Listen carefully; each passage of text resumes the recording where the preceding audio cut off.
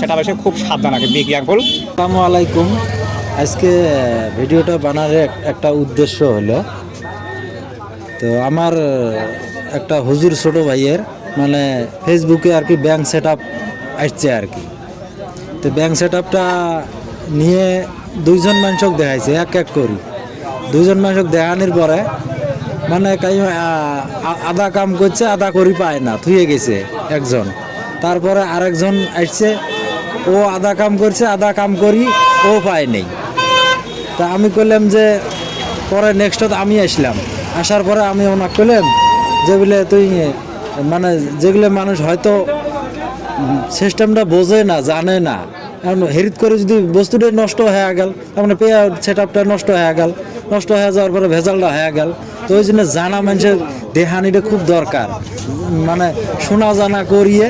তার পাশে আমি বললাম যে মনুজ্জামালক তুই দেহালি হয়, তো তার পাশে মনুজ্জামালক কন্ট্যাক্ট করা হল। কন্ট্যাক্ট করার পরে তার পাশে আপনারা নিজে তার মুখে শোনেন আর কি, আমার ছোটো ভাইটার কাছে শুনি না।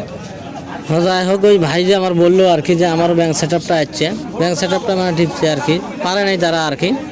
হ্যাঁ, পরে ওই যে ভাই আছে মনুজ্জামাল ভাই, সেই ভাইয়ের সঙ্গে যোগাযোগ করার পরে ওই ভাই আর কি সলভ করে দিল আর কি, ব্যাংক সেট আপটা হয়ে গেল, মানে অল্পতে আর কি হয়ে গেল আর কি, মানে আল্লাহ বাঁচালো আর কি ধরেন। হ্যাঁ, তার মানে কয়েকবার টিপসে আমরা হয় নাই, আর দুই একবার টিপলে হয়তো হলোই না হয়, বোঝেন নাই। পরে ওই ভাইয়ের সাথে যোগাযোগ করি কামটা হয়ে গেল আর কি। পে আউট সেট আপ নিয়ে আগেও বলছিলাম যে যদি পে আউট সেট আপ আসে আর কি, অভিজ্ঞ ব্যক্তি দিয়ে পে আউট সেট আপটা করে নেবেন, মানে যাই জানে আর কি এই বিষয়। বেকার খালি অন্য মানুষকে আজে মানুষ দিয়ে দেখা কোনো লাভ নাই। পে আউট সেট আপটাই হচ্ছে আসল বস্তু।